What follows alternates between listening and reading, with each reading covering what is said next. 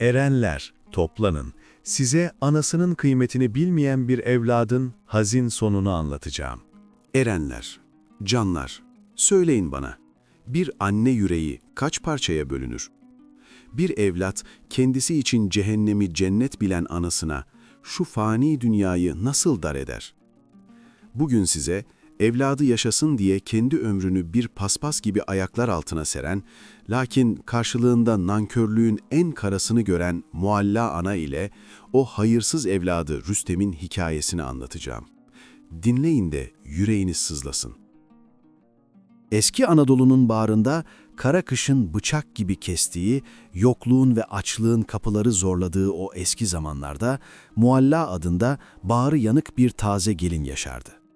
Kader bu ya, Mualla eşini amansız bir hastalıkla toprağa vermiş, kucağındaki minicik bebeği Rüstem ile bir başına çaresiz kalmıştı.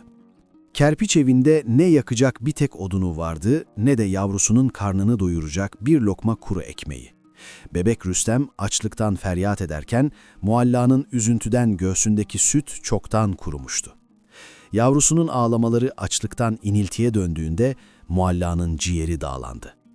Çaresizlik, bir ananın görebileceği en büyük sınavdır dostlar. O gece tipi dışarıda kurtları bile dondururken Mualla bir karar verdi. Kendi canından vazgeçti ama yavrusundan vazgeçemedi. Bebeğini kat kat ak kundaklara sardı, kokladı, kokladı, gözyaşlarıyla yüzünü ıslattı ve yola düştü. Köyün en zengin, bacası her daim tüten o büyük konağının avlusuna geldi. Bu konak, çocuğu olmayan varlıklı bir ağaya aitti. Mualla titreyen elleriyle bebeğini o soğuk taş avluya bıraktı. "Burada tok yatar, burada sıcakta büyür oğlum. Benim veremediğimi onlar verir," diyerek ciğerparesini, canının yarısını oraya, o zengin kapısına terk etti. Lakin bir ananın yüreği evladından tamamen kopmaya, onu görmeden nefes almaya el verir mi? Mualla dayanamadı. Sırf oğlunun kokusunu alabilmek, onun büyümesine uzaktan da olsa şahitlik edebilmek için ertesi sabah o konağın kapısını çaldı. Başını öne eğdi, gururunu ayaklar altına aldı. "Hizmetçi lazım mı beyim? Boğaz tokluğuna çalışırım. En ağır işleri yaparım," dedi ve o konağa, kendi oğlunun yaşadığı eve bir hizmetçi olarak girdi. Rüstem, konak sahibi tarafından evlatlık alındı, el bebek gül bebek kuş sütüyle büyütüldü. Kendi öz annesi Mualla ise ona annenim diyemeden yıllarca onun kirli çamaşırlarını yıkadı, yemeğini pişirdi, geceleri o uyurken gizlice başucuna gidip uyanmasın diye nefesini tutarak saçlarını okşayıp sessizce ağladı. "Büyü oğul," dedi içinden, "büyü de bahtın güzel olsun, anan kölen olsun." Zaman su gibi aktı, yıllar yılları kovaladı.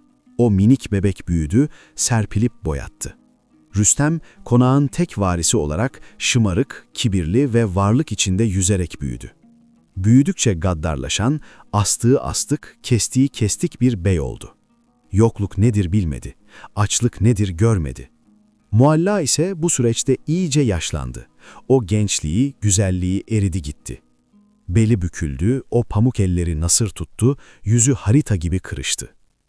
Rüstem, kendisine yıllarca bakan, hastalandığında sabaha kadar başında bekleyen, her gece üzerini örten bu kadının öz annesi olduğunu asla bilmiyordu. Onu sadece ayak altında dolaşan, yaşlı, işe yaramaz, zavallı bir hizmetçi parçası olarak görüyordu. Bir akşam Rüstem Bey sedirinde kurulmuş, keyif çatarken Mualla'yı çağırdı. "Su getir bana," dedi sertçe. Mualla yaşlı bacaklarıyla koşturdu ama takati kalmamıştı, biraz gecikti. Odaya girdiğinde nefes nefeseydi. Titreyen elleriyle bakır tası uzattı. "Hakkını helal et beyim, dizlerim artık fer tutmuyor, merdivenleri çıkamadım," diye fısıldadı. Rüstem ise ona bakmadan elinin tersiyle tası itti. Su yerlere döküldü. O an Rüstem'in gözlerindeki öfke, Mualla'nın yüreğine bir hançer gibi saplandı. "Çekil ayağımın altından, kalabalık etme.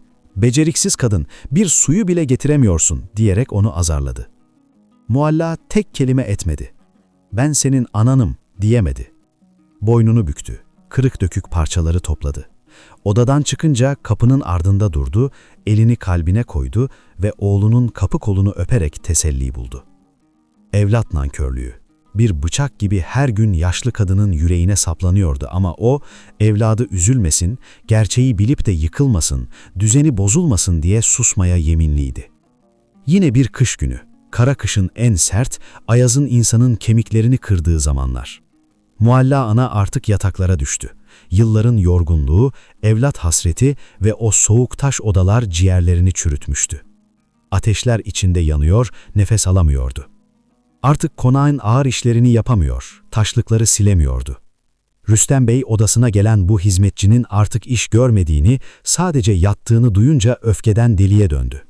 Merhameti kurumuş, vicdanı taşlaşmış olan bu genç adam kahyasını çağırdı. Bu kadın artık sadece boşuna ekmek yiyor. Konak iş yapmayanların, asalakların barınağı değildir. Atın bunu dışarı, kim bakarsa baksın, dedi. Ah dostlar, dışarıda tipi varken, gökyüzü yeri döverken, Rüstem öz annesini, onu doğuranı yaka paça kapının önüne koydurdu. Mualla o donucu soğukta kapının eşiğine düşerken bile oğluna beddua etmedi. "Yapma beyim, etme oğul, ben seni doğurdum," diye yalvarmadı. Sadece oğlunun o kibirli, o öfkeli yüzüne son bir kez şefkatle baktı. Bir ananın evladına bakabileceği o en saf, o en temiz, o en karşılıksız sevgiyle baktı. Gözlerinde sitem değil, sadece derin bir hüzün vardı. Ve karanlığın, soğuğun içine doğru sessizce bir yaprak gibi sürüklendi. Kapı yüzüne bir tabut kapağı gibi kapandı. Bakın erenler, dışarıdaki kar soğuktur, adamı dondurur. Ama evlat nankörlüğü, işte o cehennem ateşinden daha yakıcıdır. O kapı kapandı sanmayın. O gece o kapı Rüstem'in sadece anasına değil, kendi cennetine de kapandı. Bir ananın sessiz ahı 7 kat arşı titretir de gafilin haberi olmaz. Bakalım Mevla neyler? Neylerse güzel eyler. Ertesi sabah fırtına dinmiş ama ortalık buz kesmişti. Güneş solgun doğmuştu o gün. Konak çalışanları kapıyı açtıklarında yürekleri ağızlarına getiren korkunç bir manzarayla karşılaştılar. Mualla ana. Konağın kapı eşiğinde karların altında donarak can vermişti. Bedeni kas katı kesilmiş, yüzü bembeyaz olmuştu. Ama kucağında sıkı sıkıya tuttuğu, göğsüne bastırdığı eski bir bohça vardı. Haber Rüstem'e ulaştığında o sadece canı sıkılmış bir edayla sıcak odasından dışarı çıktı. "Kaldırın şunu şuradan, sabah sabah tadımı kaçırdı," diyecektik ki gözü o bohçaya takıldı. Mualla'nın cansız bedeninin koynundan, o sıkı sıkıya tuttuğu bezin arasından 2 şey yere düştü. Rüstem'in bebeklikten kalma, yıllardır saklanan teki kayıp olan minicik bir yün patik ve sararmış, gözyaşıyla ıslanmış bir kağıt parçası. Rüstem o patiği görünce dondu kaldı. Kan beynine sıçradı. Bu benim patiğim, bu benim bebekliğim," diyebildi sadece. Titreyen elleriyle yerden o sararmış kağıdı aldı. Rüzgarın uçurmaya çalıştığı o kağıtta anasının son nefesiyle belki de birine yazdırdığı şu satırlar vardı. "Oğlum Rüstem, canparem, yıllar önce ayağın üşümesin, açlıktan ölmeyesin diye seni bu zengin eve, bu kapıya bıraktım. Bir lokma ekmek bulasın, sıcak yatakta yatasın diye senden vazgeçtim. Ama kokundan vazgeçemedim oğul. Hizmetçiliğini yaptım, kapında kul oldum. Sen bana bağırdın, ben senin nefesine şükrettim. Sen beni hor gördün, ben senin gölgeni öptüm. Bana ettiğin hakaretleri bile oğlumun sesidir diye bağrıma bastım. Sırf seni bir gün daha görebilmek için onurumu çiğnedim. Şimdi kalbim üşüyerek gidiyorum oğul. Ama korkma, analar evladına küsmez. Hakkın sana helaldir. Yeter ki senin ayağına taş, gözüne yaş değmesin." Rüstem okuduğu her kelimede biraz daha küçüldü, biraz daha yok oldu. O an dünya başına yıkıldı. Dağlar taşlar üstüne devrildi sanki.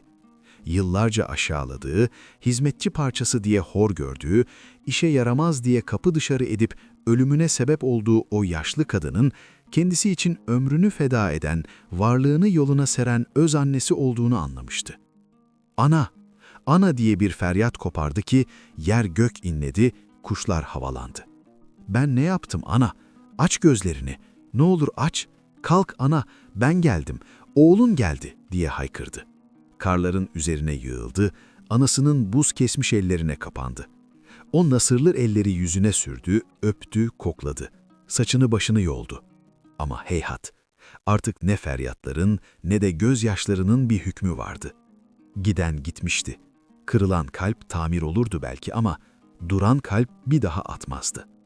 Mualla'nın yüzündeki o huzurlu ama hüzünlü ifade, Rüstem'in ömrü boyunca peşini bırakmayacak, her gece rüyalarına girecek, cehennem gibi yakan bir azaba dönüştü. Gördünüz mü erenler? Ana gibi yar olmaz, Bağbat gibi diyar olmaz derler. Bir ana evladı için cehennemi cennet bilir de, nankör bir evlat bir anaya şu koca dünyayı dar eder. Rüstem konakların sahibiydi, hazinelerin sahibiydi. Ama dünyanın en büyük, en paha biçilemez hazinesini, anasını kaybetti. Hem de kendi elleriyle. Unutmayın ki dostlar, anasının kıymetini bilmeyen, anasının rızasını almayan, cennetin kapısını kendi üstüne kilitler. Rabbim bizi ana baba ahı almaktan, son nefeste keşke demekten korusun. Geceniz hayır, akibetiniz hayır olsun.